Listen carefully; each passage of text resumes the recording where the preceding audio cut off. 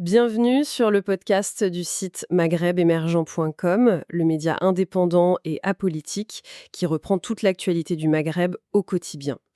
Aujourd'hui, on va s'intéresser à un sujet sensible en Algérie, la gestion des animaux errants. Il semblerait qu'on soit à un tournant, peut-être un tournant majeur même, après une rencontre entre le ministre de l'Agriculture, Yassine Oualid, et des défenseurs des animaux. Pour nous éclairer, pour y voir plus clair, nous avons avec nous un spécialiste de la question. Bonjour. Bonjour. Oui, c'est un moment important. Ce dialogue, on l'attendait depuis vraiment longtemps et il pourrait tout changer. Alors, pour que tout le monde comprenne bien l'enjeu, il faut peut-être commencer par la situation actuelle. La méthode utilisée jusqu'à présent, elle est très controversée. De quoi s'agit-il exactement? La pratique actuelle, elle est tristement connue sous le nom d'El Galoufa. L'El Galoufa. Oui, c'est une méthode en fait qui nous vient de l'époque coloniale. Et son principe est d'une simplicité brutale. On capture les animaux errants et on les élimine. Systématiquement. D'accord. Mais le plus parlant, au-delà de la question éthique, ce sont les chiffres. Malgré des décennies de cette pratique, l'Algérie compte toujours plus de 1000 cas de rage animale par an. Plus de 1000. Oui, chaque année. Et surtout, entre 15 et 20 décès humains. Attendez, mais si je comprends bien, on a une méthode qu'on applique depuis des dizaines d'années et le problème sanitaire est toujours là, à ce point. C'est la preuve par l'échec, en somme. C'est exactement ça. Ça démontre bien que tuer les animaux, ça ne règle absolument pas le problème de la rage. Au contraire, c'est un cycle sans fin et sans aucune efficacité. C'est un paradoxe terrible, en fait. On utilise la violence en pensant régler un problème, et les faits montrent que c'est non seulement cruel, mais aussi complètement contre-productif. Et face à cet échec, il y a cette réunion initiée par le ministre Yassine Oualid.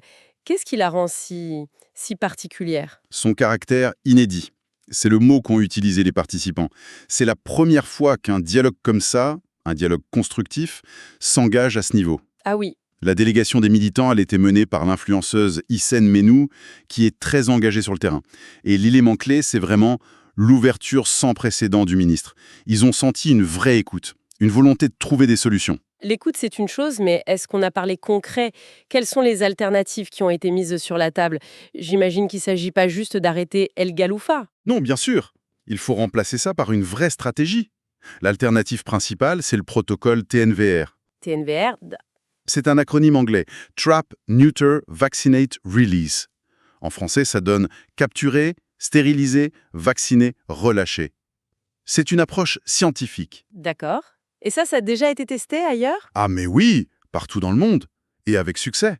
Il suffit de regarder chez les voisins en Tunisie ou même en Turquie, ça fonctionne très bien. Donc si je saisis bien la logique, au-delà de l'éthique, c'est une question de stratégie sanitaire pure. Si on élimine une population de chiens, on crée un vide et d'autres animaux, peut-être pas vaccinés, vont venir s'installer. C'est ça l'idée. Vous mettez le doigt dessus. C'est ce qu'on appelle le phénomène du vide écologique. Le TNVR, lui, il fait l'inverse, il stabilise la population. Comment ça? Une vision sur le long terme, quoi. C'est très clair.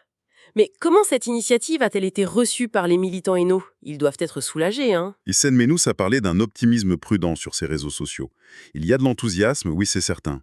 Même si les solutions exactes restent encore confidentielles, cet élan d'espoir montre qu'on se dirige vers des stratégies plus éthiques. Donc pour résumer, on a cette méthode El Galoufa, un héritage colonial qui est à la fois critiqué et on l'a vu totalement inefficace. Tout à fait. Et face à ça, une rencontre historique vraiment entre le pouvoir politique et les militants qui montre une nouvelle volonté. Une ouverture, oui. Et enfin, une alternative sur la table, le protocole TNVR qui s'inspire de réussite internationale et qui est basé sur la science. C'est exactement ça. On passe d'une logique d'éradication à une logique de gestion sanitaire et de bien-être animal. On voit bien que ce qui est en jeu, ça dépasse la seule question animale. C'est peut-être la manière dont une société choisit de résoudre un problème. Par la force, héritée du passé, ou par la science et l'empathie. Une réflexion qui va bien au-delà de nos amis à quatre pattes. Merci pour votre écoute et retrouvez plus d'actualités sur maghrebemergent.com.